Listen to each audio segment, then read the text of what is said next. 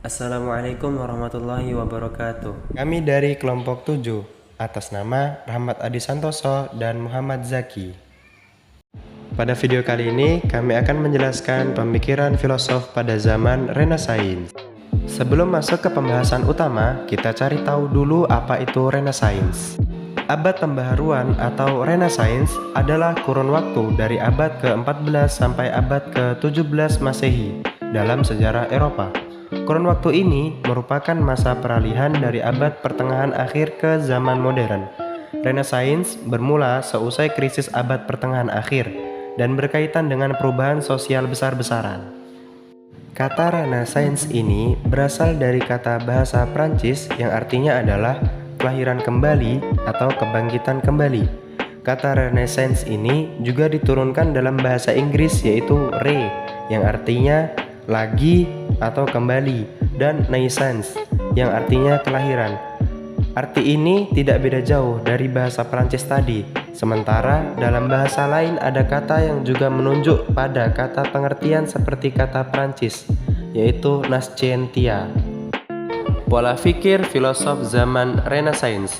Ciri utama filsafat pada masa Renaissance adalah rasionalisme yang menetapkan bahwa kebenaran berpusat dari akal, tetapi setiap akal bergantung pada subjek yang menggunakannya. Oleh karena itu, seorang filosof rasionalis menekankan bahwa berpikir sebagai wujud keberadaan diri. Jika seorang berpikir, berarti ia ada. Rasionalisme atau gerakan rasionalis adalah aliran filsafat yang menyatakan bahwa kebenaran dapat diperoleh hanya melalui hasil pembuktian, logika, dan analisis terhadap fakta. Segala sumber pengetahuan dalam rasionalisme berasal dari akal pikiran atau harus bersifat rasional realistis. Tanpa adanya rasio, manusia tidak akan dapat memperoleh pengetahuan. Dengan demikian, fungsi panca indera manusia di dalam aliran filsafat rasionalisme adalah mendukung akal dalam memperoleh pengetahuan. Lanjut ke pembahasan selanjutnya, yaitu kedudukan Renaissance. Gerakan ini diterapkan pada periode waktu di Eropa Barat yang merentang dari abad 14 hingga 16. Istilah ini akhirnya muncul kembali setelah Michel tahun 1885 dan Burchard pada tahun 1860. Menggunakan istilah ini dalam judul karya-karya sejarah tentang Prancis dan Italia. Periode tadi dipandang sebagai kelahiran kembali semangat Yunani dan kebangkitan kembali belajar ilmiah. Periode peradaban ini terletak di ujung atau sesudah abad ke-8 sampai munculnya abad modern. Dengan adanya kelahiran kembali, semangat untuk menghidupi kembali apa yang pernah ada, orang mulai come back to basic untuk mengangkat sekaligus menghargai kemampuan manusia sebagai makhluk rasional. Come back to basic itu adalah suatu zaman di mana peradaban begitu bebas, pemikiran tidak dikungkung, sains maju, yaitu zaman Yunani kuno.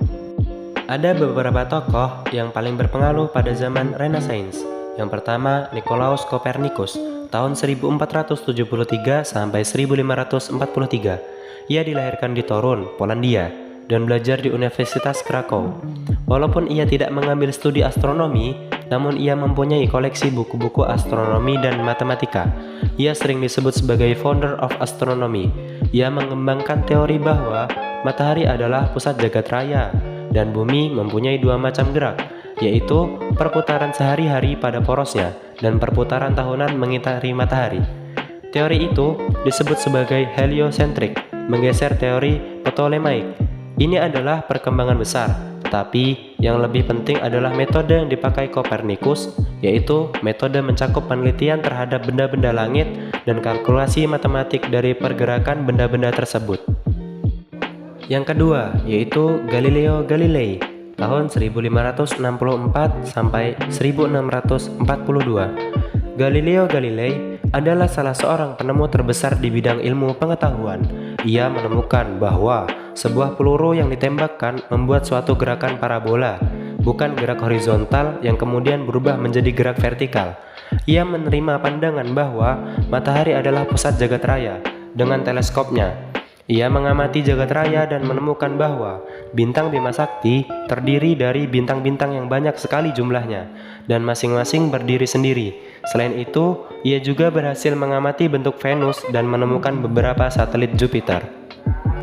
3. Francis Bacon tahun 1561 sampai 1626.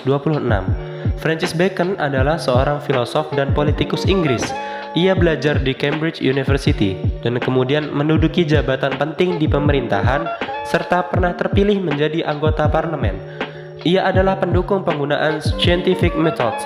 Ia berpendapat bahwa pengakuan tentang pengetahuan pada zaman dahulu kebanyakan salah, tetapi ia percaya bahwa orang dapat mengungkapkan kebenaran dengan inductive method, tetapi lebih dahulu harus membersihkan pikiran dari prasangka yang ia namakan idol, arca. Bacon telah memberi kita pernyataan yang klasik tentang kesalahan-kesalahan berpikir dalam Idol of the Mind. Perkembangan pada masa Renaissance. Pada zaman Renaissance, seni, arsitektur, dan ilmu pengetahuan sama-sama berkembang pesat dan bahkan menyatu dengan sempurnanya. Misalnya, ketika Leonardo da Vinci memasukkan prinsip-prinsip ilmiah seperti anatomi ke dalam karyanya untuk menciptakan bentuk tubuh yang lebih presisi.